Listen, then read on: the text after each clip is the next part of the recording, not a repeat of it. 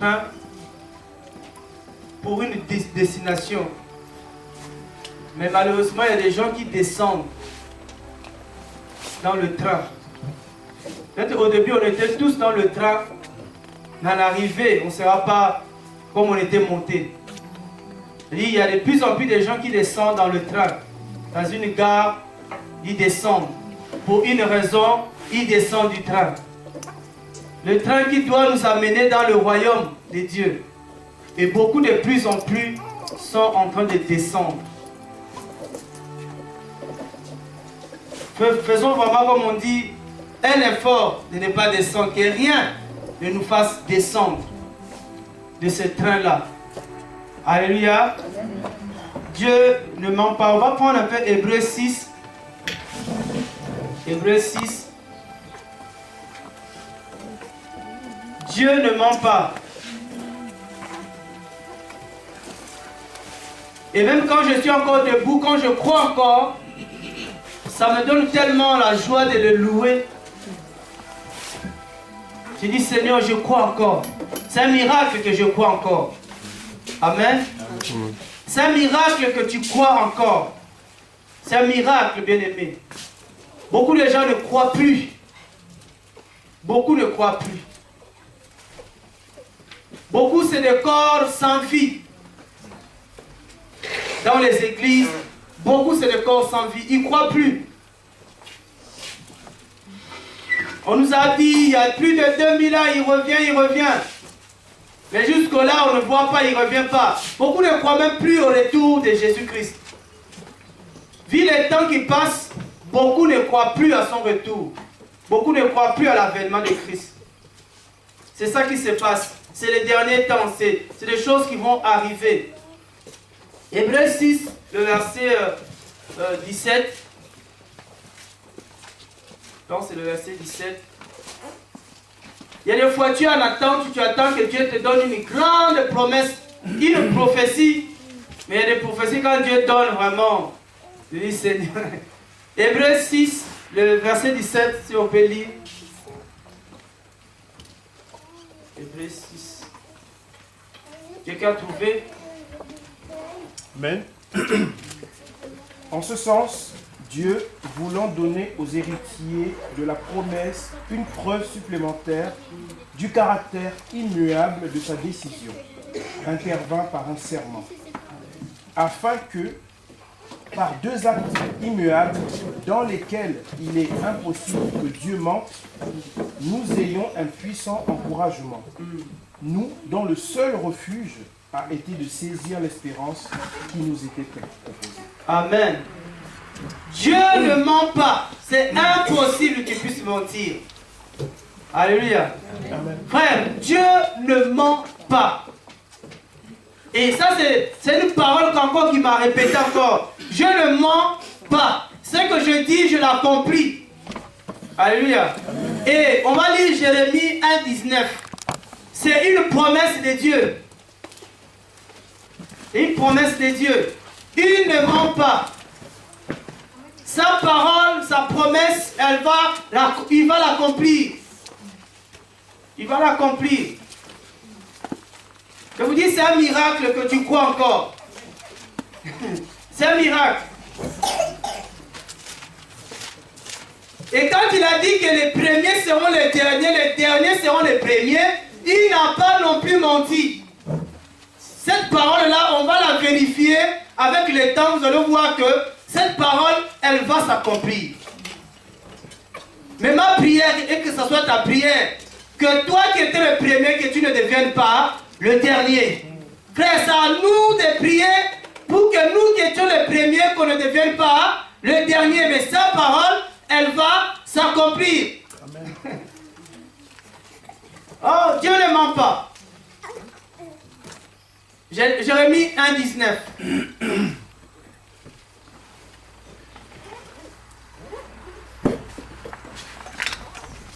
Jérémie, on a trouvé. Si tu as trouvé, tu lis. Hein.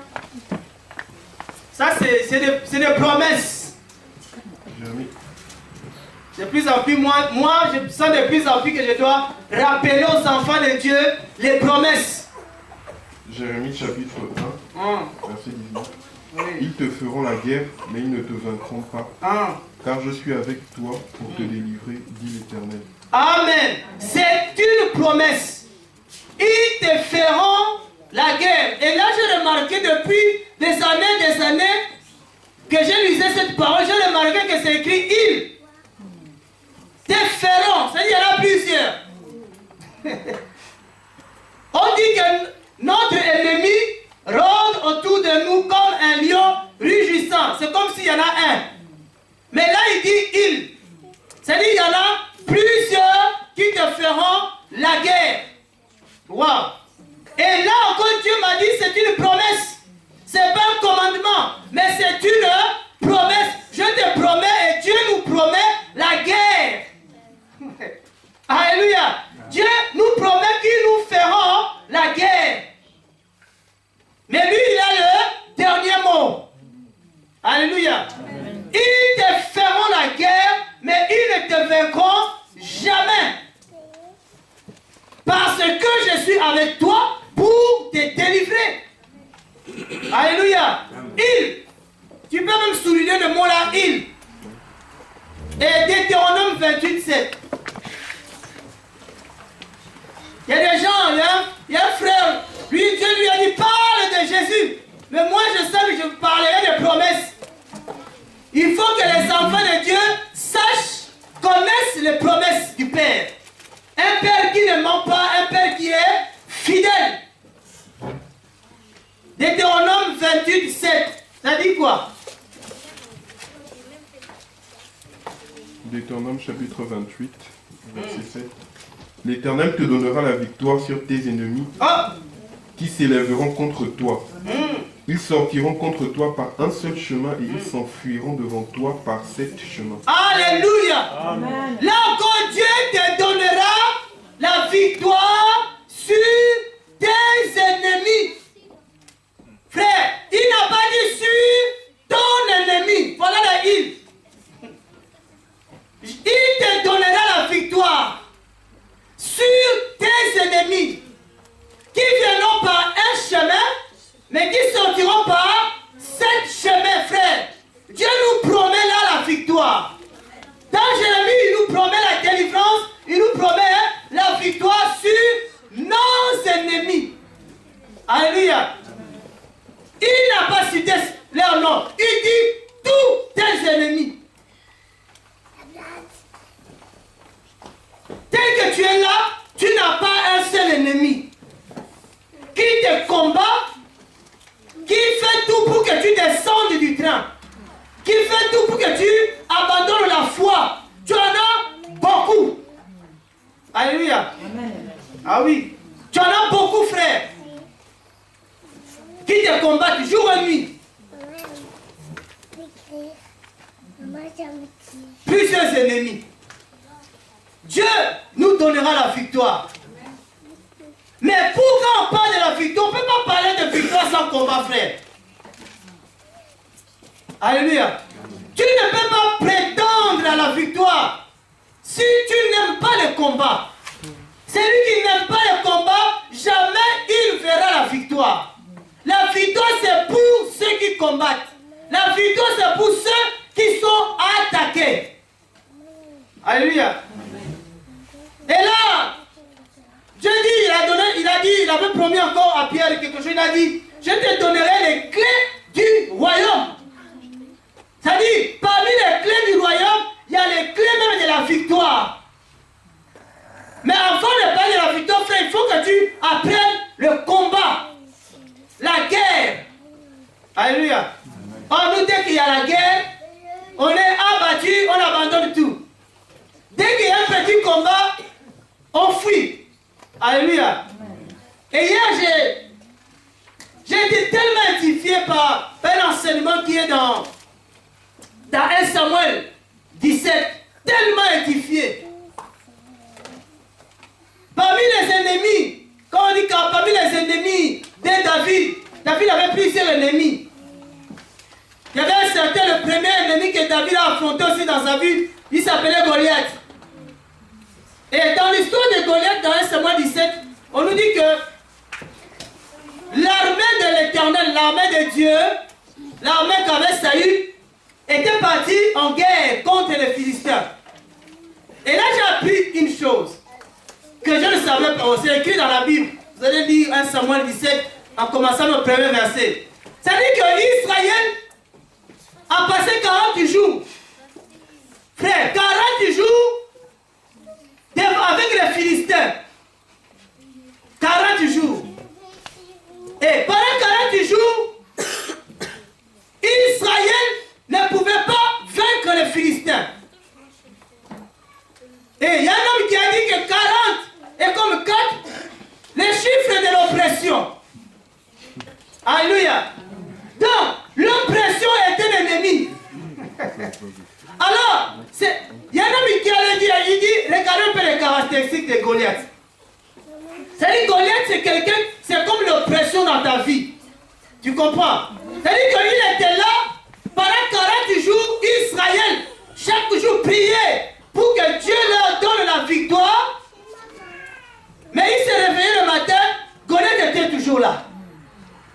Tu viens ici à l'église, tu pries, alléluia, Seigneur, tu as le dernier mot. Dès que tu rentres à la maison, Goliath est là. Goliath n'est pas parti. Et le frère l'a dit, je pense que Goliath, de temps en temps, il va s'asseoir. Quand il va s'asseoir, les gens vont dire qu'il a disparu. Donc, pendant qu'on a prié, la Bible c'est que Dieu l'a détruit. Et quand il va entendre, il s'élève. Ah, il est encore là.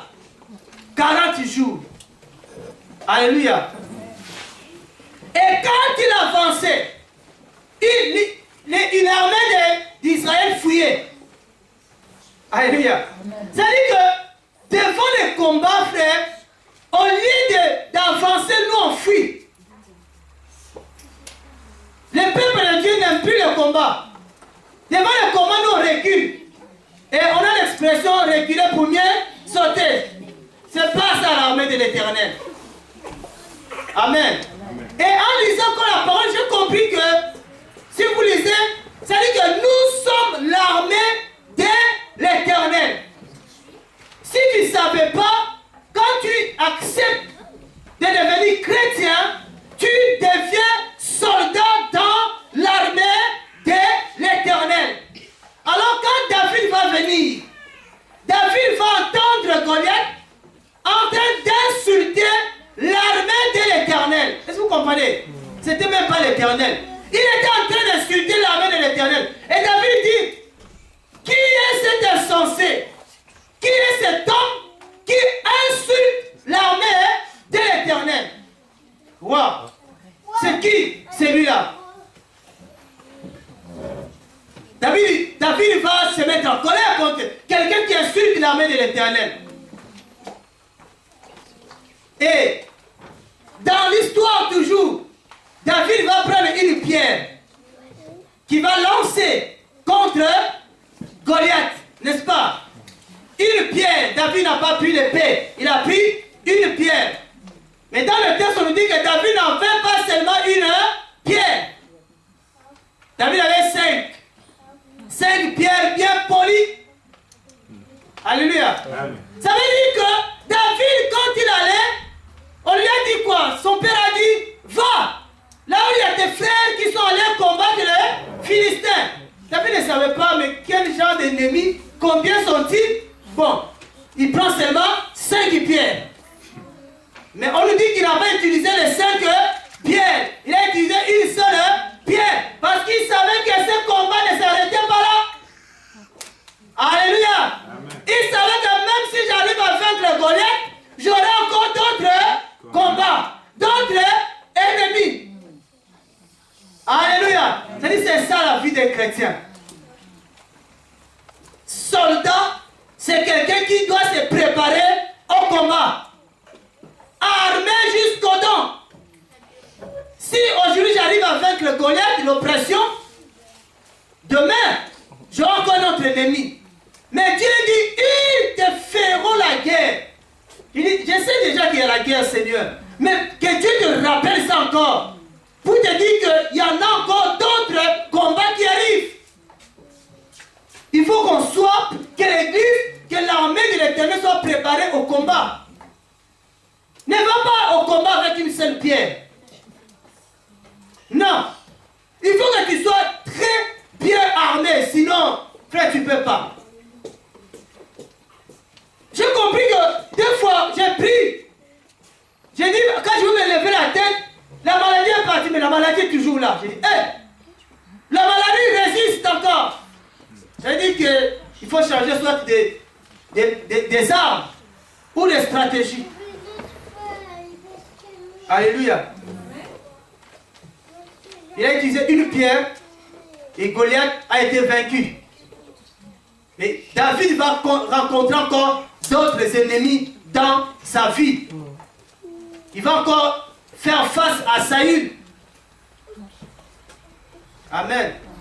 C'est-à-dire qu'on a des ennemis, ça peut être des ennemis qui nous combattent de face, que tu connais comme ça, que lui là c'est un ennemi.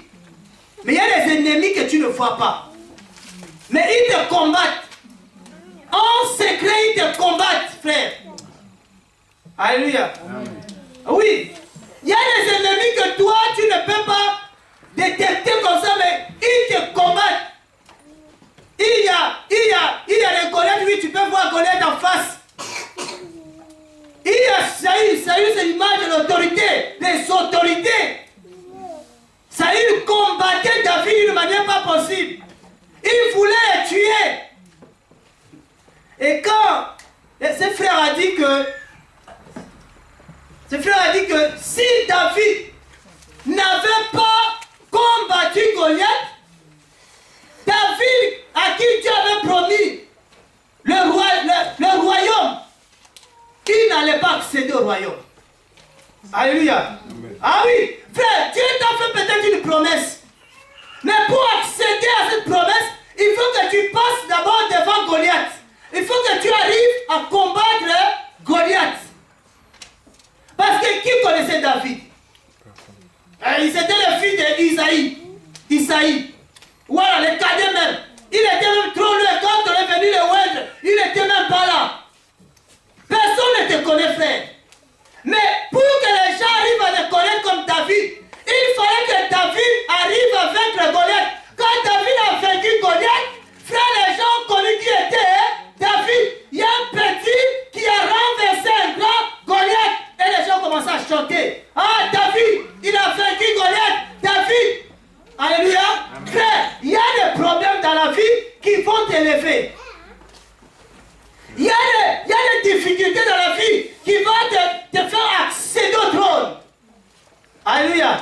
Qui vont te faire entrer dans une promesse, dans un ministère, dans quelque chose que Dieu t'a promis, dans un travail. C'est pourquoi je dis toujours, moi quand on me licencie quelque part, j'ai béni le Seigneur. J'ai dit à cause de ce licenciement-là, je vais encore accéder à autre chose. Si une porte ne se ferme pas, l'autre ne peut pas s'ouvrir. J'aime la porte pour les gens qui ont des parents, qui ont des enfants pour aller payer au trésor public, là, crèche et tout ça. Quand tu entres là-bas, si la première n'est pas ouverte, la deuxième ne va pas s'ouvrir. Alléluia. Dès que l'autre se ferme, l'autre s'ouvre. Sinon, si tu as fait les choses là-bas, tu ne peux pas sortir. Si une porte se ferme, l'autre s'ouvre. À cause de sa victoire devant Goliath, tout Israël a su qu'il y avait un certain David. Alléluia.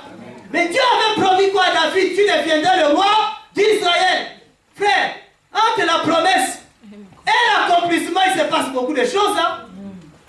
Dieu m'a dit, Seigneur, tu m'as dit, oui, je sais que je t'ai dit. Il y aura un peuple, ton peuple, tes descendants, Abraham, hériteront ce pays. Oui, mais pour que Israël hérite le pays, il fallait que Israël passe par l'Égypte. Israël sort de l'Égypte et va dans le désert. Amen. Amen. Ah oui. Il a vaincu Goliath, c'était très bien. Il a vaincu cet ennemi. Frère, tant qu'il y a des ennemis devant toi, il y a des Goliaths devant toi. Tant que tu n'as pas encore combattu, toi tu recules. Au lieu de combattre, toi tu recules, frère. Ce qui t'attend là-bas, tu ne peux pas accéder. Dieu n'est pas derrière, Dieu est devant. Alléluia. Amen. Nous les chrétiens, dès qu'à un moment, on recule. Mais ce qui nous attend est devant, pas derrière nous. Donc il faut aller. Il faut combattre. David pouvait dire, bon, quand j'ai combattu Goliath, voilà, les gens chantent de moi maintenant, donc je peux maintenant accéder au pouvoir. Mais non, Dieu dit c'est pas fini. Goliath c'était le début. J'ai eu l'oppression, c'est pas fini. Dieu m'a guéri de l'oppression, amen. Il dit maintenant il y aura un autre ennemi. C'est Saül. Alléluia. Amen. Il fallait combattre les autorités. David a appris à combattre Saül. Pour avoir le pouvoir, il a appris. Mais il n'a pas combattu Saül de la même manière qu'il a combattu Goliath. C'était ça la différence. Parce que Saül était une autorité. L'autorité, ça peut être aussi les parents. L'autorité, ça peut être aussi des responsables qui sont devant toi. Les chefs qui sont devant toi. Frère, il y a des manières de les combattre. Tu sais que ce sont des ennemis. Mais je ne vais pas leur dire, vous êtes mes ennemis, mais je sais que ce sont mes ennemis. Ils me font la guerre. Ils m'empêchent d'accéder au royaume. Il y a des gens, ils sont là.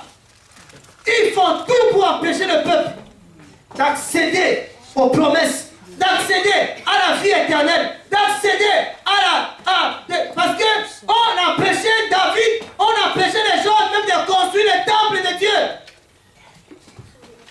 On nous empêche de faire l'œuvre de Dieu. On t'empêche d'avancer dans la foi. Frère, il y a des ennemis qu'on appelle les ennemis de la foi. Tu veux avancer dans la foi, mais ils sont toujours là.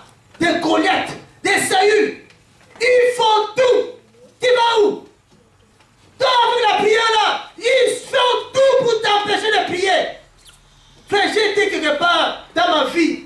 Même quand tu pries, la nuit, il vient taper. Hey. Mais arrête de prier. Même quand tu veux prier, il t'appelle. Et quelqu'un dit, il y a encore des ennemis qu'on ne connaît pas. Les conforts. C'est-à-dire qu'aujourd'hui, on n'est pas encore arrivé au point qu'on commence à nous empêcher de prier. Frère, il y a des gens qui souffrent. Il y a des gens qu'on empêche de prier. Dès que tu lis la Bible, on vient te jeter de l'eau sur le corps. Ta Bible même est mouillée. Alléluia. C'est-à-dire que Satan, il va utiliser, je disais à quelqu'un, frère, Satan, il a plusieurs stratégies devant lui. Satan, il a plusieurs stratégies. S'il passe par les autorités, il n'arrive pas à t'avoir. Il va passer par d'autres ennemis qu'on appelle les proches. Tes proches, les gens qui sont proches de toi là. Frère, ce sont tes ennemis. C'est-à-dire que Satan va les utiliser. Il y a un frère qui m'a appelé aujourd'hui même. Il parlait à un gars. Le gars, on est en train de traiter le frère des satanistes, des choses comme ça. J'ai dit, oh, où est le problème? Alléluia. Frère, quand on te traite de satanistes, vous savez, le Satan, s'il sait qu'il a essayé par les gens de loin, il n'a pas pu, il va s'approcher. Pour avoir Jésus, hein, pour arrêter le ministère de Jésus, ça a commencé comment? Avec Hérode.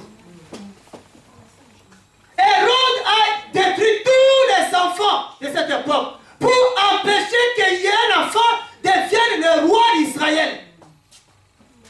Pour empêcher Jésus de devenir le roi d'Israël, il a voulu tuer Jésus. Amen. Hérode n'a pas pu. Vous comprenez? Satan va passer par les parents de Jésus, Marie et Joseph. Il faut voir, il dit, enfin, qu'est-ce que tu fais là, au milieu des grands dans le temple? Jésus dit, mais ne savez-vous pas que je dois faire le travail de mon Père? C'est-à-dire que le mari aussi, Satan voulait les utiliser pour empêcher Jésus de faire son travail. Oh Seigneur, quiconque se lève là, quelle que soit la montagne, frère, il faut que cette montagne soit aplanie. Il y a des gens qui se lèvent. Ils font tout. Ici à Rennes, là, ils font tout. J'ai appris. Ils font même une réunion secrète pour empêcher cette œuvre. Ils font tout. Alléluia. Amen. Il y a des gens, ils vont dans le secret. Ils vont, comme on dit,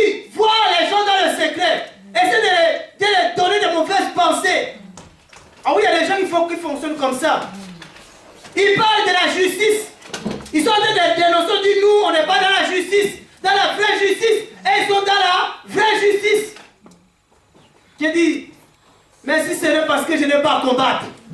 Mais au moins, je sais qu'il y a des gens que Satan va utiliser. Marie, ça ne va pas marcher avec Joseph. Il va utiliser Jean-Baptiste.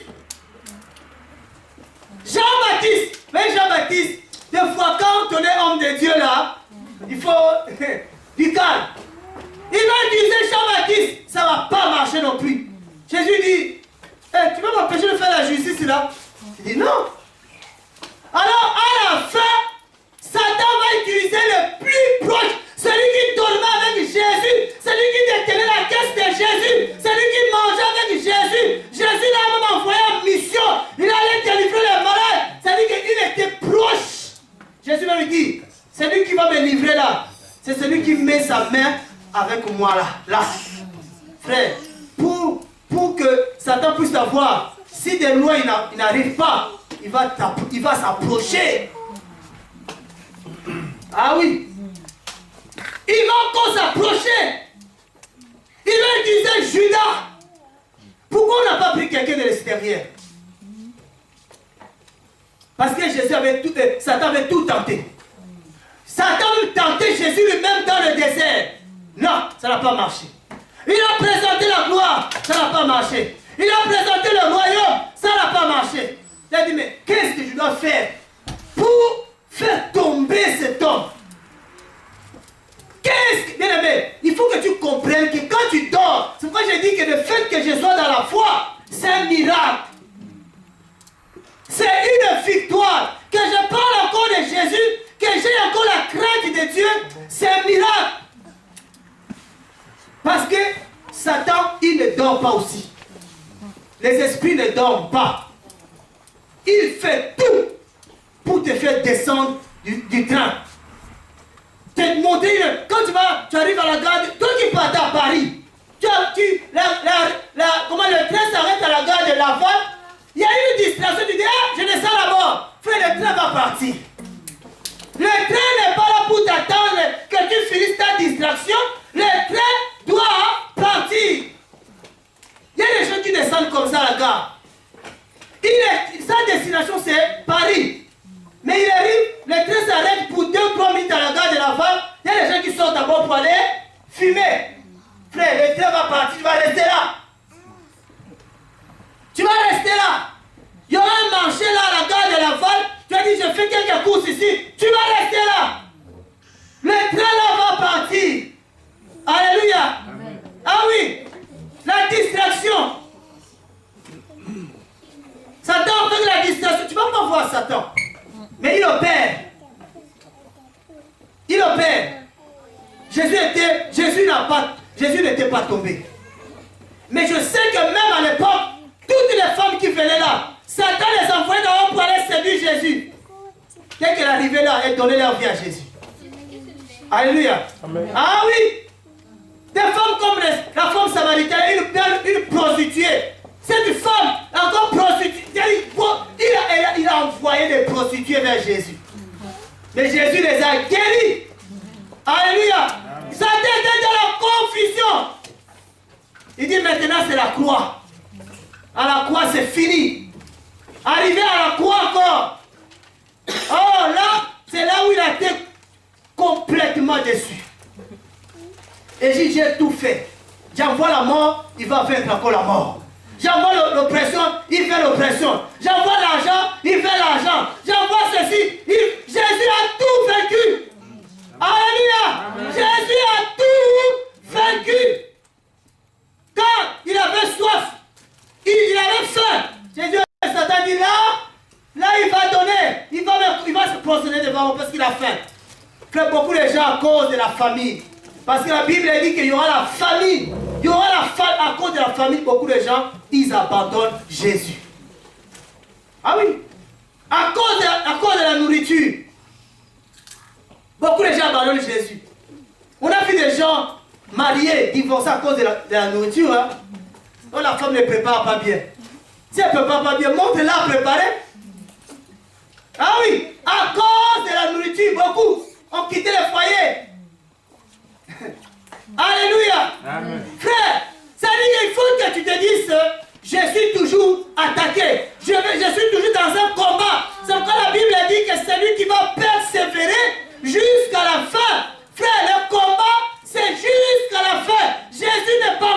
salut, dont le combat n'est pas encore fini. Ce qui nous attend est meilleur que ce que nous connaissons aujourd'hui. Alléluia. Amen. Ce que nous allons manger au ciel, c'est meilleur que ce que nous mangeons ici. La vie éternelle, frère. Ne laissons pas, oh non, tu vois, c'est mon proche, c'est mon parent. Frère, tu vas rester à cause de lui là. J'ai dit, Seigneur, s'il y a une chose que tu dois me donner maintenant là, c'est le discernement. J'ai envie de bien discerner les esprits là qui se manifestent chez tel ou chez tel, qui viennent vers moi, que j'arrive à les discerner. Beaucoup sont les esprits de distraction. J'ai dit à ces frères là, le combat là, c'est pas le dernier, c'est pas le premier, c'est pas le dernier. Il y aura encore d'autres combats. Si vous avez vaincu Goliath, dites-vous qu'il y a Saül qui arrive. David, quand il a vaincu Saül, il y a un autre qui s'est levé contre lui. Le chef de son armée a commencé à combattre David. Joab a commencé à combattre David. Frère, tu peux là, maintenant là, un frère se lève là. Ça ne va plus m'attrister. Alléluia. Amen. Donc ça veut dire que Dieu nous prépare à dire que frère, ne soyons pas étonnés de voir quelqu'un avec qui tu marchais, tu mangeais, tu dormais avec lui. Quand cette personne commence à te combattre, c'est que là, il est déjà utilisé. J'ai dit, Seigneur, merci. Au moins, dans ce combat-là, toi, tu es là pour te glorifier. Tu vas te glorifier. Frère, c'est facile de voir les adversaires de loin que de près. Quand c'est un frère, comment il y a des gens qui disent comment un frère? Il y a quelqu'un qui se dit frère, il me combat. Prenez d'abord Matthieu chapitre 24, là vous allez voir. Je rappelle tout le temps l'église cette parole. La Bible est à qui ça? Matthieu 24. Que nous soyons des guerriers, des combattants en esprit. Les gens qui n'ont pas peur de la guerre, les gens qui ne reculent pas devant les Goliath, devant les Saül, devant les Joab, n'importe qui, ils ne reculent pas devant la famine, devant les difficultés. Je ne recule pas parce que je crois. Je sais à qui j'ai cru.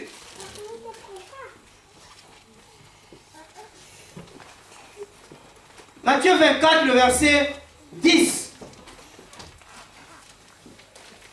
Si tu sais à qui tu as cru, frère, si tu sais où, dans quel train tu es monté, ce train-là va où, si tu connais ta destination, si tu connais ton espérance, ce n'est pas la maladie qui va te faire reculer. Ce n'est pas la mort, ce n'est pas la richesse, ce n'est pas la gloire.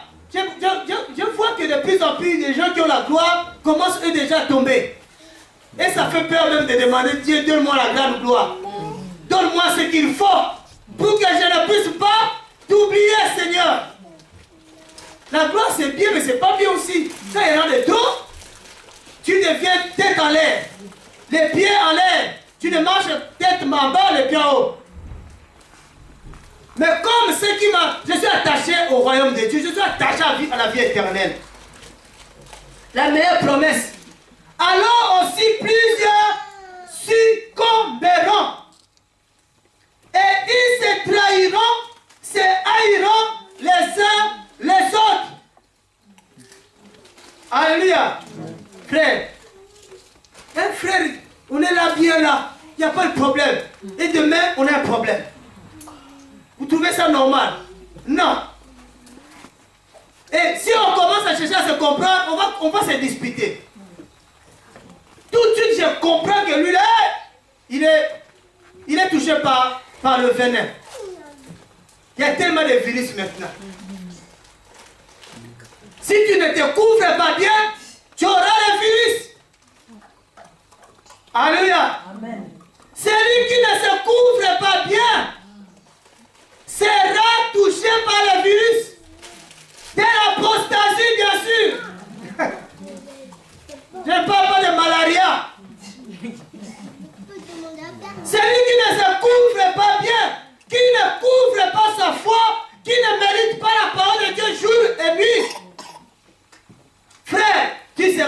facilement. Celui qui ne veille pas,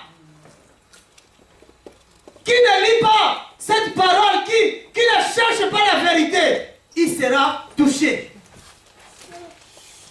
Il reste maintenant dans la bouche des chrétiens. Moi aussi je prie, hein. Moi aussi je prie, hein. Il dit oui, moi aussi, donc tout le monde prie maintenant. Prier, c'est tout le monde prie. On ne sait même pas tu pries qui, mais on prie. Alléluia. Moi aussi je crois, hein. Dis quoi? Oui, moi aussi. Frère, il arrive un temps que la lumière sera tellement là, les œuvres des ténèbres vont s'être vues de tout le monde. Il vient un temps, frère, où les vrais seront seulement enlevés. Et moi, si je partais à l'église, non? Comment je reste? Et, frère, ces jours-là, tu vas comprendre que tu ne priais pas. Prier, c'est pas les blablabla, non, c'est pas ça. Alléluia. Amen. Moi aussi, je suis enfant de Dieu. Hein. Quand on était ce jour à la veille, j'ai entendu ça, mais je ne voulais pas entrer dedans.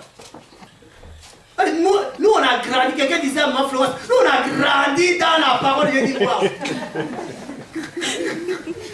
Quelqu'un qui a grandi dans la parole, pendant qu'on prie, va dormir. J'ai dit, si je entre là, quelque chose dans la distraction. Vous savez, moi j'ai le visage des Camerounais. J'attrape tellement beaucoup de Congolais quand ils parlent. Dès qu'ils me voient, ils parlent à Lingala. Ils savent que lui, il n'écoute pas Lingala. Mais quand tu attends le discours, tu dis waouh. Les gens sont dans la distraction. Il n'y a plus de temps. Moi, je suis l'enfant du pasteur. Ah oui. Mais ce jour-là, les enfants du pasteur vont rester. Il faut que j'enseigne à mes enfants et que mes enfants apprennent aussi après moi à marcher avec le Seigneur. Alléluia. Amen. Il faut que tu apprennes à instruire tes enfants. Parce que toi, tu n'es pas tes enfants. Ces discours-là ne vont jamais passer devant le Seigneur. Il y a des gens qui disent, moi je vais me défendre. Devant qui? Devant qui tu vas te défendre? Oui, on sait, les gens disent qu'on aura un jugement, donc quand on voit les tribunaux, c'est pas du tout comme ça. Il y en a même qui sont déjà jugés. Ils ne vont pas passer devant le Seigneur, ils sont déjà jugés. Ah? Vous pensez que vous serez devant l'agneau de Dieu? Non, on ne sera pas devant l'agneau de Dieu. C'est lui qui va revenir là, c'est pas l'agneau. C'est le lion de la tribu de Juda. Frère, toi tu vas te tenir devant les lions. Lui n'est pas comme un lion. Lui c'est le lion véritable. Quand lui rougit là, tout le monde fuit, tous les animaux doivent se plier. Alléluia. Frère, ça rigole pas. Je te parle de Jésus, tu crois c'est toi. Tu crois pas c'est toi. C'est personnel. Nous sommes tous dans un combat. Je dois moi aussi me couvrir. De plus en plus me couvrir. Tu dois de plus en plus te protéger. Ne te laisse pas distraire. Ne te laisse pas faire. Alléluia. Amen. Quand tu vois quelqu'un de t'amener dans la distraction, non, retire-toi un peu. Et avec l'homme qui ne marche pas selon le conseil de méchants, qui ne s'assied pas en compagnie de moqueurs, qui ne marche pas dans la voie de pécheurs. Si c'est la voie de pécheurs, retire-toi. Tu vois que ces gens-là, quand on est ensemble, on est seulement en train de se moquer les gens. Non, moi, si c'est pour se moquer les gens, moi je veux le royaume. Je veux le royaume. Si notre rencontre c'est pour parler de la politique, on arrête. Alléluia. Frère, je vous ai dit dernièrement que le sentiment nous affecte. Le sentiment, c'est quelque chose, si ça en a beaucoup, tu deviens aveugle. Alléluia. Le sentiment nous affecte. Il faut arrêter les sentiments. J'ai béni le Seigneur que c'est lui seul qui me nourrit. Imagine que c'est toi qui me nourrissais un peu. Alléluia. J'étais dans une église au pays. il y avait une femme qui avait beaucoup d'argent, qui soutenait l'œuvre. Et parce que c'est elle qui soutenait l'œuvre, il ne fallait pas parler de sa vie. Le pasteur était bloqué. Mais un jour, comme ça, le pasteur dit, ah, c'est fini. Oh. Non, il faut que je parle. Pasteur commence à parler de concubinage. Ah, la femme après dit, moi, je ne viens plus. Et quand le pasteur était délivré, Dieu a envoyé d'autres, plusieurs, qui soutenaient plus qu'elle. Ah oui. Amen. Oh non, quand tu parles de mon frère, si je parle de toi, répands-toi. Moi, je ne connais pas ta vie. Oh frère, aujourd'hui, tu m'as indexé, on est ensemble. Non. Donc, si je parle, tu te sens concerné, va te repentir. C'est ça un bon chrétien. Il ne faut pas chercher comme les Ivoiriens des palabres. Il n'y en a pas. Oh là-bas, on parle de moi, mais il faut parler de toi comment? Si tu es dans le bien, gloire à Jésus. Alléluia.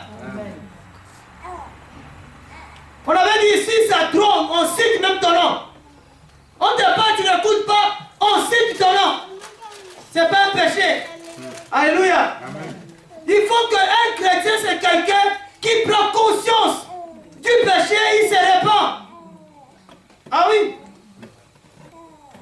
S'il n'y a pas la crainte de Dieu, on va combattre comment? Sans Christ, il n'y a pas de victoire. C'est lui notre victoire. Dans tous les combats, c'est lui qui est la victoire. Si Jésus n'est pas avec nous, frères, on ne peut pas vaincre. J'ai compris que j'étais précieux. De plus en plus que tu as attaqué, si Satan t'attaque, c'est que tu es de l'autre côté. Comme quelqu'un dit, si tu ne le croises pas, c'est que tu marches ensemble avec lui. Parce que si tu marches ensemble avec lui, vous ne pouvez pas vous croiser. Mais si tu le crois, de temps en temps, c'est que vous ne marchez pas ensemble. Or, les chrétiens aujourd'hui, ils aiment le confort. Personne ne l'attaque. Comme ça, il dit que Dieu est avec moi. Dieu n'est pas avec toi. Alléluia. Personne. Aujourd'hui, voilà les gens, ils sont en sécurité, l'État les protège. Ils trouvent ça, c'est la main de Dieu. C'est comme le frère Conseil disait, c'est pas la main de Dieu, ça. Si Dieu est avec toi, il a dit, ils vous haïront. Parce qu'ils m'ont haï. Comment toi qui es avec Christ, les principautés, les autorités, les sorciers t'aiment? Non. On a voyé la gloire à Dieu avec nous. Là qu'on prie, personne ne nous dérange. Même quand je prie la nuit, c'est tranquille. Dieu est vraiment la main de Dieu avec moi. Non, frère, la main de Dieu s'est déjà retirée. Alléluia. Amen. Je vous dis la vérité, frère. Il ne faut pas aimer le confort, il ne faut pas aimer que si tu sens qu'il y a plus de combat, va provoquer la guerre. Comment il y a plus de combat? Nous sommes des gens de combat parce que notre Dieu s'appelle la victoire. Il s'appelle aussi Jéhovah Sabaoth. Lui-même, c'est le chef de l'armée. Il aime le combat. Amen. Il aime le combat, notre Dieu. Et toi, tu n'aimes pas le combat. Dès qu'il y a un problème, là, tu commences à pleurer. Pourquoi moi, tout le temps je souffre, tout le temps je... Ah, tu ne savais pas. Moi, tout le temps je souffre. À cause de Jésus. Depuis que j'ai accepté Jésus, c'est la souffrance. Marque déposée même. Je disais à ma femme, ah, moi là, je dois tout attendre. Je le reçois plus facilement. Soit il faut que je gêne, je peux prostère. Il n'y a plus rien qui tombe comme la manne comme ça. Comme tout le monde, tu fais sa marche. Moi, il faut seulement souffrir. C'est là que je suis en train de combattre. Dans quelle armée tu es? Alléluia. Amen. Chrétien, il ne faut pas aimer la facilité. Ça va devenir un ennemi parce que tu ne vas pas te rendre compte que tu t'es sorti du train. La facilité. Tout c'est facile. Donne-moi, il te donne. Donne-moi, il te donne. À un moment, il donne, il faut chercher. Toi, tu n'aimes pas chercher. Il dit frappe. Tu n'aimes pas frapper. Il dit non. Ça, c'est un chrétien facile. Alléluia. Jésus a souffert. Les chrétiens vont de plus en plus souffrir. Mais je bénis Dieu parce qu'il a dit, je vous donnerai la délivrance.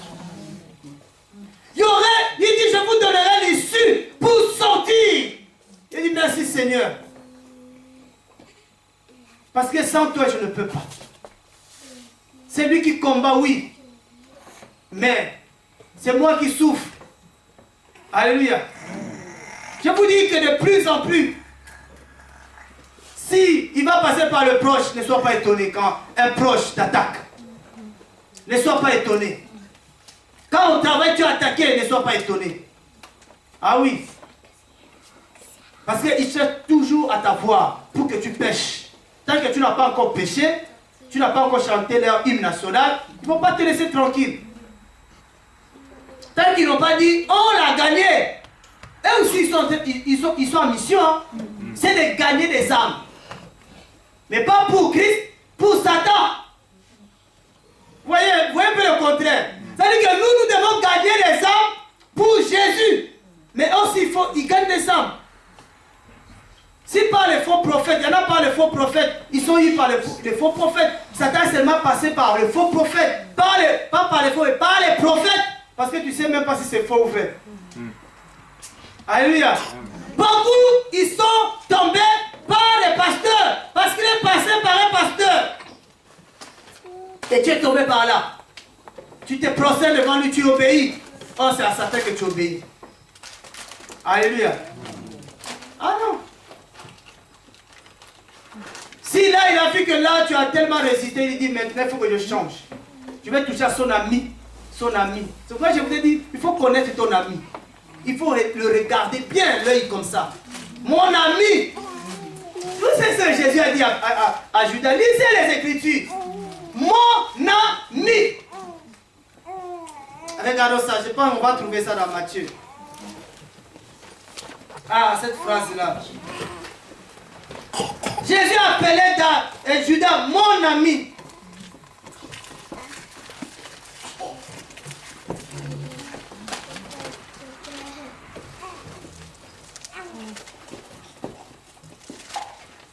Matthieu 26, le verset 50. Frère, un ami. Hein? L'ami. Vous qui aimez les amis. Si tu n'as pas d'ami, tu n'es pas bien. Il y a des gens qui souffrent de ça. Hein? Dans sa vie, il doit avoir un ami. S'il n'a pas d'amis, il n'est pas bien. Vous avez vu ça? Amen. Matthieu 26. Je vais commencer le verset 47.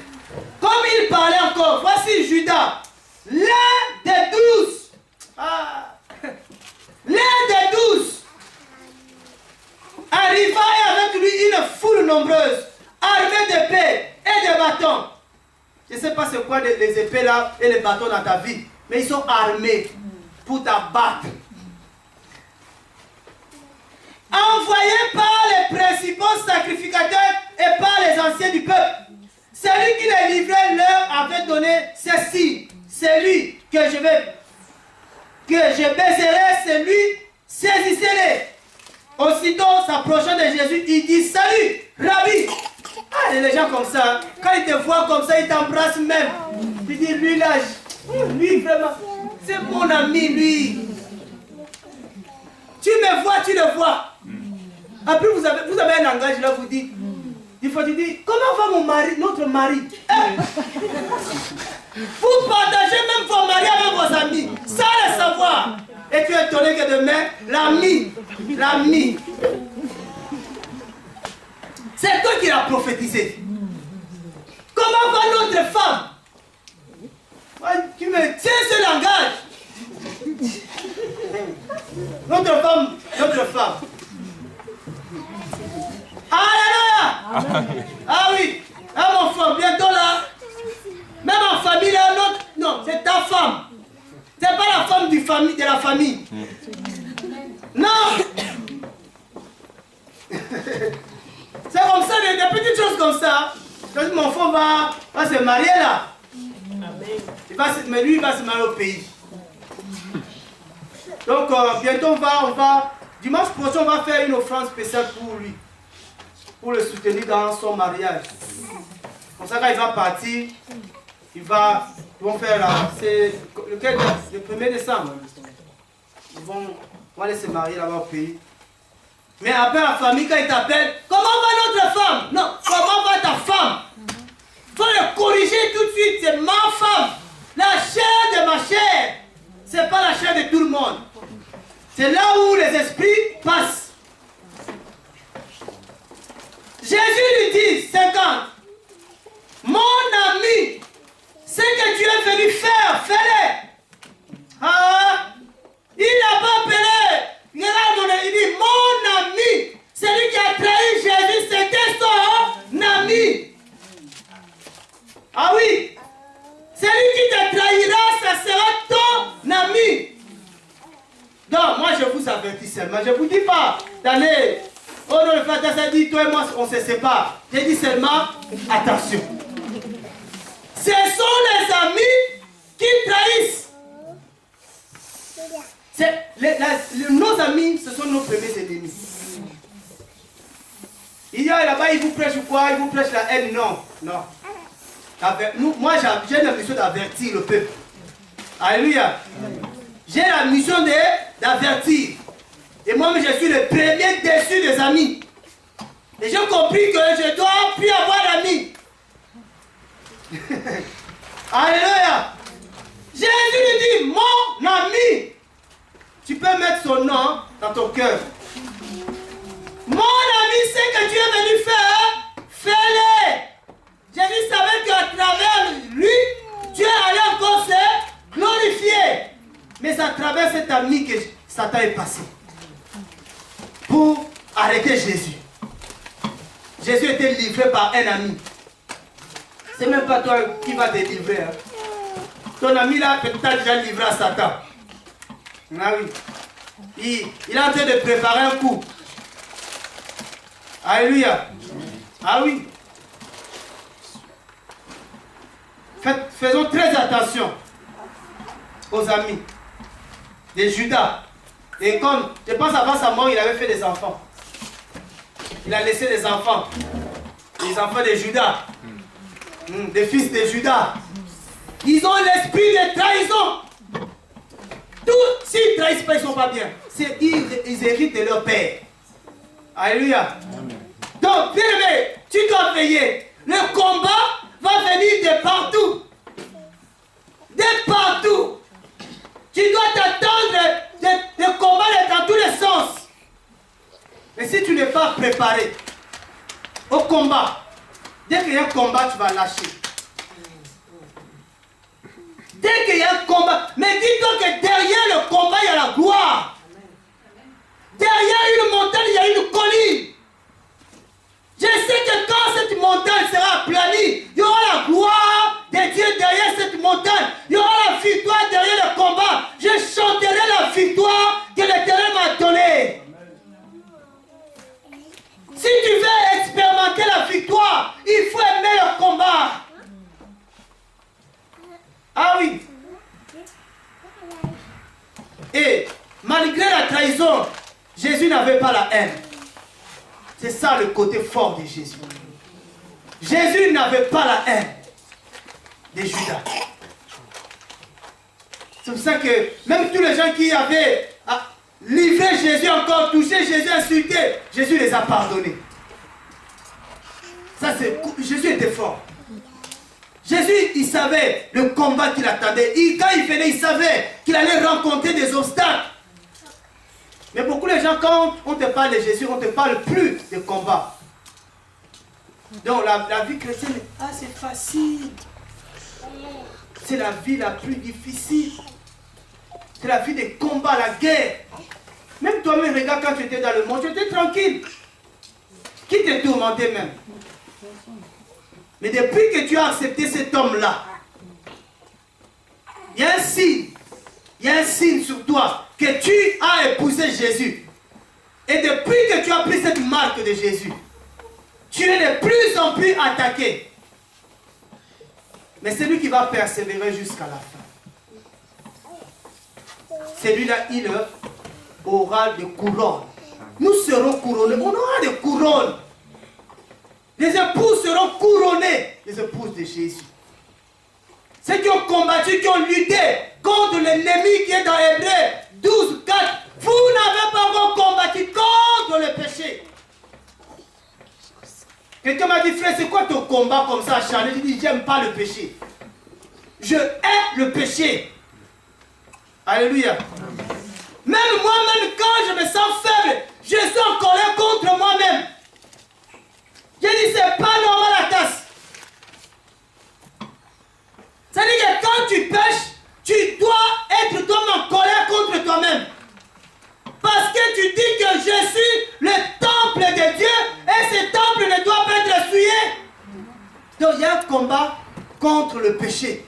Il y a un combat, il y a un autre ennemi qu'on ne parle pas beaucoup, c'est la chair de l'homme. C'est la chair là.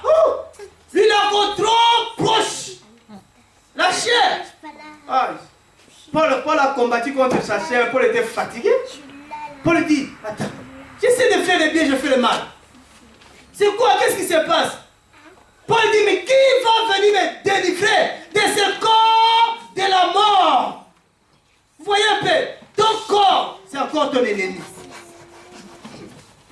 Parce qu'il te demande des choses qui vont te plaire même à Dieu. Ton corps. Fais-toi un peu belle. Tu vas te faire belle à l'outrance. Le corps. Mais le corps, le jour que vous allez vous séparer, tu vas voir comment le corps rigole. Alléluia. C'est-à-dire qu'il y a des choses que mon corps me demande. Je ne suis pas obligé de le faire. Ah oui. Des fois, nous cherchons des ennemis loin. Mais l'ennemi qui est avec nous, qui dort avec toi, qui mange avec toi, qui marche avec toi, 24 heures sur 24, il est avec toi. Le corps de l'homme, c'est encore son ennemi. Il y a des choses qu'on fait avec le corps qui vont nous amener en enfer. Ah oui, je vous dis. Hein. Et Paul va arriver à ce point, il va dire, je traite durement mon corps. Il faut apprendre à traiter durement ton corps. Quand je vais prier, le corps dit, dors. Ah, il y a un combat entre dormir et prier. Quand je vais méditer, le corps dit, mais va te laver. Mais avant, pourquoi je ne me suis pas lavé? C'est-à-dire le corps avance une raison qui m'empêche de faire quelque chose qui va plaire à mon Dieu. Quand je dis toujours, si, même si ma tête a mal, mais si mes pieds, ça va, moi je marche. Et la tête va suivre. Tu vois, dès que je vais arriver ici, la tête va obéir. Des fois tu as mal au ventre. Je dis, est-ce que je peux marcher? Oui, ok, je marche. J'ai eu cette espèce-là. Un jour, on était avec des frères. On avait enseignement. Pendant l'enseignement, je n'étais pas bien. J'avais envie de vomir. Dès qu'on a fini l'enseignement, d'ailleurs, je commençais à vomir. On est resté dans la voiture des frères. On a commencé à parler seulement de Jésus-Christ. Parler. On n'a pas pris, on parlait. La maladie est partie. La maladie, dès que la maladie a commencé à m'entendre le nom de Jésus, là, la maladie est partie. Donc, des fois on dit, oh non, tu es dur avec ton corps. Oui, mon corps là, je sais mon corps là. Si je ne traite pas durement mon corps, il va m'amener en enfer. Alléluia. Il va m'amener en enfer. Frère, fais-toi un peu belle. J'ai rencontré des chrétiens.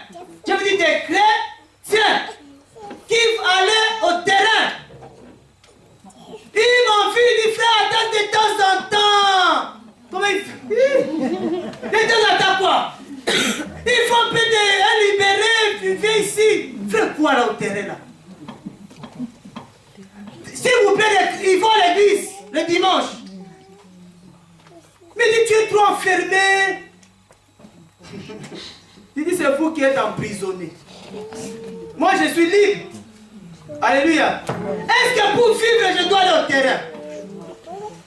Non. Ils vont boire.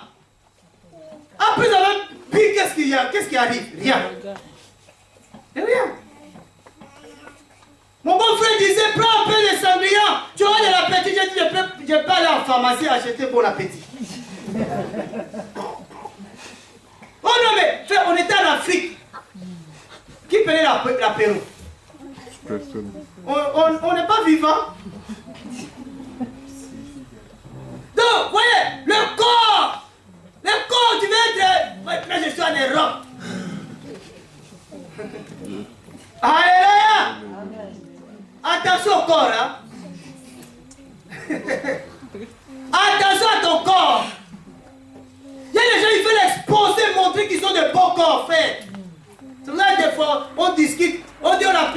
femme du monde, j'ai dit, elle n'est pas la plus belle. La plus belle, non.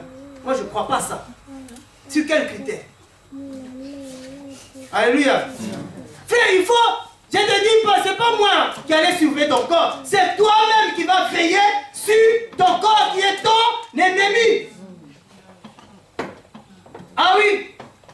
Jésus a laissé son corps à la croix. Frère, les jours là, ton corps là ne va pas entrer dans le royaume. On va recevoir un corps nouveau. Le corps de gloire qui t'attend. Tu seras revêtu de ce corps glorieux. Pourquoi tu es attaché à ce corps-là? Tu vas acheter des mèches chères. Brésilien, indien, là, je ne sais pas quoi. Des morts, des gens, il faut des sacrifices. Ah oui. Oh, je vais me faire belle. Alléluia. Il y a des limites. Quand il n'y a plus de limites, c'est la mort. Au-delà des limites, c'est la mort. Ah, je vous dis la vérité. Je ne vous dis pas de ne pas mettre des mèches. Mais vous, des fois, c'est trop. Blanc, vert, rouge, jaune, pas. On est dans la mort, le corps.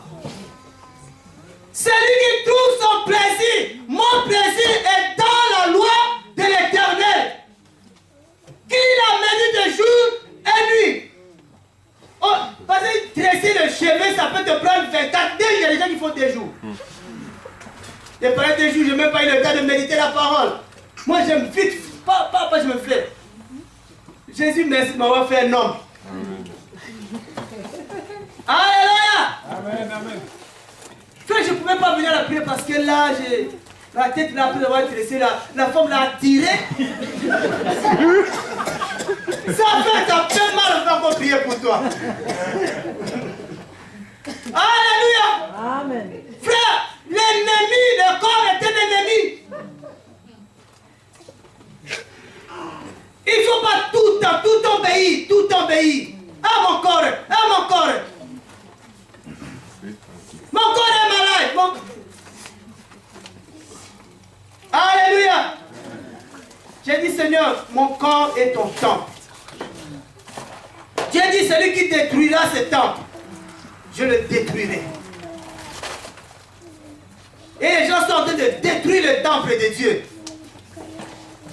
On m'a dit que ce jour-là, quand je parlais comme ça avec un pasteur, ah, il y avait même des femmes de pasteurs qui dormaient. Ah, c'est pour ça qu'ils veulent m'empêcher de parler. Et Dieu va ouvrir les portes pour qu'on puisse parler. Oui, Dieu va ouvrir les portes. Des gens qui sont en train de détruire les temples de Dieu. Ils sont en train même d'encourager les gens à détruire les temples de Dieu. La distraction des gens est devenue le corps. Regarde comment les gens s'habillent. Pour faire plaisir au corps. Tout ce qu'on fait là, c'est pour faire plaisir au corps. Hein. Si tu veux manger un peu de kebab là, c'est pour faire plaisir à quoi? Au corps. N'est-ce pas? Je ne dis pas que c'est mauvais. Mais vous devez voir qu'on fait beaucoup plaisir au corps. Mais il y a des limites. Il y a des limites. C'est à toi-même de mettre des limites. Même par rapport à ton ami, il y a des limites. Ton ami qui entre dans ta chambre n'importe comment. Il n'y a pas de secret entre nous. Hein. Vous partagez de tout. Vous partagez même vos habits. Parce que c'est mon ami. On partage même les... Il y a des gens qui sont venus comme des sosies. Ils s'habillent pareil. C'est quoi pareil? Je vous dis, l'habit, ton habit, c'est ton corps. Quand tu prends ton habit, là, tu donnes à ton ami. Quand ça revient, si lui était dans la malédiction, tu reçois. Quand quelqu'un te demande même l'habit, donne-lui. Ne réponds plus. Donne-lui comme cadeau. Si ça lui plaît, il aime, ça prend. Mais quand il te remet, tu vas attendre, mais oh, comment ma vie bloquée depuis que tu as repris l'habit là? C'est ton ami, mais tu ne connais pas son cœur. Tu ne connais pas ses intentions. Vous aimez, pourquoi vous devez vous changer même les habits? Alléluia. C'est vraiment, je ne vous donne que des conseils. Après, cela ne dépend que de vous-même. Si tu veux faire, c'est toi. Si tu veux continuer dans cette amitié-là, c'est toi. Les amis païens. Moi, comment un ami païen? On va partager quoi? Il n'y a pas de relation entre les Juifs et les Samaritains. Il n'y a pas d'amitié entre les Juifs et les Samaritains. Il n'y en a pas. Et on ne peut pas être ami avec un païen même déjà. Déjà, les chrétiens, déjà, c'est dangereux parce que le chrétien, déjà, lui-même, c'est dangereux. Et encore, plus forte raison qu'un païen. Donc lui, là encore, Satan peut facilement entrer par lui pour t'atteindre directement. Alléluia. C'est-à-dire que de plus en plus, on nous trouve qu'on est trop spirituel. On n'est pas trop spirituel. On n'est que spirituel. C'est-à-dire qu'on doit veiller. Et ça commence à nous coûter des critiques. Parce qu'on fait tellement trop. Tellement trop. Alléluia. Amen. Tellement éveillé. Donc des dérapages comme ça, on corrige directement. Voilà. Ami, c'est ton ennemi. Et ton premier ami, c'est ton corps. Tu l'aimes tellement plus que tout. Mais si tu aimes ton corps plus que tout, tu ne peux pas aimer Jésus. L'ami fidèle, c'est d'abord Jésus que tu dois aimer. Et aime Jésus plus que tout. Ne Marie ne prie pas. Toi descends, prie. Ce jour-là, quand il revenait deux sur le même lit, un prie, l'autre est resté. Tu vois quelqu'un qui n'a pas compris, dit que la Bible dit vous êtes une chair. Donc, on va tout à l'heure, tous les deux au paradis. Je dis, les chairs ne vont pas entrer au paradis. C'est les esprits. Revêtus de corps glorieux. Tu vois un peu? C'est-à-dire, elle pousse son mari à plus croire parce qu'elle croit qu'elle va se rattacher à son mari à travers la chair. Et déjà comme ça, ça ne veut pas qu'on le corrige. La Bible a dit, celle-ci est la chair de ma chair. Amen. Ce n'est pas l'esprit de mon esprit. Alléluia. Donc nous devons veiller. Le combat est là. Dis-toi, si tu veux rester dans le train, tu vas te battre. Si tu ne veux pas te battre, tu vas descendre. Vous avez déjà vu comment les gens qu'on essaie d'expulser se battent. Vous avez déjà vu des émissions, hein? Même s'ils sont liés, mais comment ils se battent pour entrer dans l'avion. Si on enlève même les gens autour parce qu'ils cassent, frère, ils se battent pour rester en France. Mais nous, on ne se bat pas pour rester en France. Mais on se bat pour rester dans le royaume de Jésus-Christ. C'est là où il y a le combat. Les gens se battent. Qu'est-ce qu'il y a en France ici? Il n'y a rien. Il n'y a rien. Si demain Dieu nous dit, allez-y, on part. On n'est pas attaché au pays. C'est comme la femme de Lot, attachée à son nom et Gomorrhe. Dieu dit, partez, ne regardez pas en arrière. Elle regarde. Il y en a encore qui sont attachés au pays, attachés aux familles, attachés aux amis, attachés à la chair. C'est pour ça que les gens n'arrivent pas à avancer. Non, les gens n'arrivent pas à avancer. Et c'est à cause d'elle que les enfants vont commettre l'inceste. C'est à cause d'elle. Elle est restée là-bas jusqu'au jour. Faut aller en Israël voir. Alléluia. Parce qu'on est attaché. Dieu dit à Abraham, si Abraham, tu veux devenir le père d'une multitude de nations, tu sors de ta patrie. Dieu ne suit plus sa loi. Tu changes de patrie. Notre pays, c'est les cités célestes. Alléluia. C'est pour ça que maintenant on dit, c'est quoi ton pays? Le ciel. Oh, il dit, ah oui. C'est quoi la nationalité? Chrétienne. Fils de Dieu. Mais oui, ton origine, j'étais païen avant. C'est ça mon origine. Païen avant. Alléluia. Ah oui, frère. Quand on pose l'origine, dit j'étais païen. Maintenant je suis chrétien. Mon pays c'est le ciel. Oui. Et le président du pays c'est Jésus-Christ de Nazareth. Voilà. On a une constitution. Il y a tout là-bas. On a des banques. Tout. Si tu as faim, tu invoques. Il te donne à manger. Tu as besoin de l'agneau, tu lui demandes. ça descend. Alléluia. Voilà, bien-aimé. Dans ce combat-là, reste dans le train. Reste dans le train, je t'en supplie. Reste dans le train. Mais je te dis, ce n'est pas facile. Si toi, tu aimes la facilité, si toi, dès qu'on te critique, tu commences à pleurer, tu n'as pas fini de pleurer. Hein. Tu n'as pas fini de pleurer. Les sentiments, il faut briser, il faut renoncer à ça. Et comme ça, tu peux commencer à dire la vérité aux gens qui sont très chers pour toi. Même quelqu'un qui n'aime pas, toi là, tu nous embêtes, mais il t'aime quand même. Il dit, mais lui là, il va. Là, si tu fais ça, lui, à sa présence, il va parler. Hein. Ils savent que toi, dès que tu vois là, tu vas parler. Au moins, c'est comme ça, bien-aimé. Tu ne laisses pas le péché devant toi régner. Alléluia. Donc voilà, il ne faut pas non plus se taire, il faut parler. Comme ça, ils vont connaître qu'on est nombreux. Il n'y a pas qu'à tasse, mais on est nombreux. Toi aussi là-bas, il y a des gens, il y a quelqu'un qui s'est marié là, à Rennes là. La personne servait le Seigneur, ne n'était pas mariée, hein, l'homme et la femme. Ils sont allés bizarrement comme ça chez le moufon. Le moufon dit, oh, vous servez le Seigneur, vous êtes comme ça. Ils sont mariés vite fait. Hein. Et quand je les ai vus, j'ai dit félicitations quand même. J'ai dit, bien aimé, tout le monde doit parler. Tout le monde doit, on le dénonce. Je vous demande pas de dénoncer le péché. Parce que si tu commences à dénoncer les gens, peut-être c'est pas ça que Dieu te demande. Commence d'abord à dénoncer le mal que tu vois devant toi. Tu dis ça, ce n'est pas normal. Ça, ce n'est pas normal. Je ne mangerai jamais de telle nourriture. Je ne participerai jamais dans ce travail-là. Il y a vraiment des enfants qui est là, qui a réjoui mon cœur. Je sais que le cœur de Dieu est réjoui. Ce frère-là, il vient d'avoir le papier. Et quand tu as le papier, tu as le droit de conduire avec ton permis pendant 1 an. Il s'est dit, il faut que je vende ma voiture. Comme ça, je ne serai plus tenté de conduire, parce que j'aurai plus le permis. Ah, j'ai aimé ça. Non, ça m'a fait tellement plaisir d'entendre ça. J'ai dit, là, c'est un homme qui avance. Il a dit, je prendrai le bus tant que je n'aurai pas mon permis.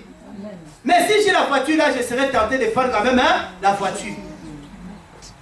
Frère, le péché là, on doit fuir le mal. Mais si tu dis, bon, ce mal là, je ne vais pas te toucher, hein, tu vas toucher à ça. C'est fort le péché. Alléluia. C'est fort le péché. C'est à toi-même d'enlever les choses qui peuvent te conduire au péché. Il ne faut pas que les gens soient des policiers derrière nous. Je suis moi-même policier de moi-même. La Bible dit, si ton cœur te condamne, Dieu est plus fort. Donc nous devons nous examiner d'abord nous-mêmes. L'intérêt, c'est le royaume. Je n'ai pas envie de rater le royaume. Je n'ai pas envie. Rien du tout.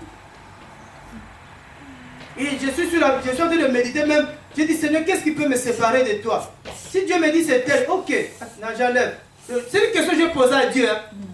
Et c'est ça ma méditation. Qu'est-ce qui peut me séparer de toi? Qu'est-ce qui peut m'éloigner de Christ?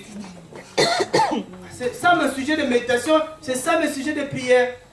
Alléluia. Amen. Il faut que tu t'élèves. Si tu es de notre camp, dis-toi, je suis dans le camp des gens qui haïssent le mal. Et puis tu vas commencer à montrer aux gens qu'un chrétien ne peut pas vivre comme ça. Un chrétien ne peut pas s'habiller comme ça. Un chrétien ne peut pas faire ça, ce que tu fais. Alléluia. Amen. Voilà. Parce que les gens ont pris de mauvaises habitudes. Les chrétiens, normal. Ils font des choses normales. Parce que tout le monde le fait. Bientôt là, ça sera quoi? Halloween. Vous allez faire ça aussi. Les enfants viennent demander les bonbons. Vous leur donnez. Vous soutenez ça. Quand il fait le conseil, il dit, ce n'est pas bien. Vous adorez la mort. Et moi, je dis ça aux enfants qui viennent. Hein. Je ne donne pas les bonbons. Hein. Parce que donner des bonbons, c'est les soutenir encore dans leur action. Il y a une femme comme ça, chrétienne, qui dit, mais oui, tout le monde a fait. Tout le monde a fait. Le jour qu'on est parti prier pour son enfant, c'est terrible. Les démons entrent comme ça. L'esprit de mort entre comme ça. Dans les vies des enfants qui vont faire ça. Ne laissez pas vos enfants faire de telles choses. C'est pas normal. Voilà. Moi, je vous donne que moi, je suis là pour vous conseiller. simple conseiller. Amen. Amen. Voilà, simple conseiller. Que Dieu vraiment nous bénisse. Donc dimanche prochain, on va faire cette offrande spéciale pour soutenir mon frère, pour qu'on participe quand même. C'est notre frère à leur mariage. On va soutenir. Chacun amènera le peu que Dieu va te mettre dans ton cœur pour les soutenir. Et on n'oublie pas notre dernier vendredi du mois. On aura veillé et on aura parlé. On va se retrouver chez Maman Scola. On va parler à partir de 22 h. On va commencer à 22 h. Alléluia. Comme ça, on va parler. J'ai à cœur qu'on puisse vraiment, dans l'église, lancer vraiment ce côté social. Et s'il y a des femmes, parce que les femmes, vous dormez beaucoup. Vous êtes en train de dormir, vous faites rien. Laissez-moi un peu vous parler comme ça, mais le jour là, on va bien parler. On va s'organiser, on veut s'organiser pour travailler ensemble. Parce que l'église, ce n'est pas seulement la prédication sur la sanctification, c'est aussi assister les uns les autres. Il faut que quand il y a un problème, les femmes qui sont en charge voient le problème et lancent l'action. Il ne faut pas que ça soit toujours, ça vient toujours de moi. Il y a des choses que je vois, je n'ai pas envie de parler. J'ai dit, eux aussi qu'on voit. Amen. Oui. Quand il y a un problème, on doit voir il y a un problème, on s'organise comment soutenir. D'abord dans l'église. Quand on a voulu lancer ça, on a commencé à me parler des foyers qui sont des projets qui sont déjà à Sainte-Anne. Dans l'église, on n'arrive pas, on parle de la Sainte-Anne. Déjà entre nous, dans l'église, on a des petites difficultés. Il faut qu'on s'organise. Amen. Mais j'ai besoin de femmes courageuses qui aiment la vérité, qui aiment les autres aussi. Amen. Donc on va s'organiser par un. Oui, mais dans cette assurance, je vais vraiment, on va charger une femme. On a besoin de cœur de maman. J'essaie des hommes, on a du travail à faire. Hein. On va voir ce jour-là, à partir de 22 h, on commence. Ce n'est pas une tradition aussi de commencer à minuit. Ce n'est pas écrit dans la Bible. À 22 h, on commence. Donc, soyons là, s'il vous plaît, pour notre intérêt à nous tous. Amen. Pour notre intérêt à nous tous. Moi, je veux que l'église soit une famille qui vive ensemble et qui se donne des idées, qui marchent ensemble. Voilà, c'est ça l'église. L'église, ce n'est pas une entreprise. De plus en plus, je sens que oui, il faut dénoncer ça aussi parce que les gens ont... Comment les gens sont débattus des églises, des entreprises? Ils gagnent beaucoup d'argent. Et nous, on regarde ça. On va voir comment on va travailler dans tout ça. Que le Seigneur vraiment soit avec nous, que le Seigneur nous garde. On va se lever, on va prier. C'est pas fini le combat. Si tu vas vaincre le combat du célibat, dans le mariage, il y a aussi le combat. Alléluia. Du jour que tu vas vaincre ce Goliath, d'autres combats vont venir encore. Donc, la vie d'un chrétien est faite de combats. Oh, merci Seigneur parce que tu es là pour nous donner la victoire. Pour nous donner la victoire. Il faut vraiment qu'on puisse prier ce jour-là et puis relancer nos activités comme il faut. Beaucoup de gens, comme nous dit de plus en plus, les gens ont soif. Les gens ont besoin d'entendre que Jésus revient bientôt. Que c'est la vérité. Que les gens se lèvent dans la prière et dans l'évangélisation. Que tous nous ouvrons la bouche et nous puissions parler. Que le Seigneur nous équipe. Que le Seigneur nous équipe. Parce que tu es grand Père. Tu dis dans ta parole, je vais vous donner ce texte, vous allez méditer et vous allez prier toute la semaine.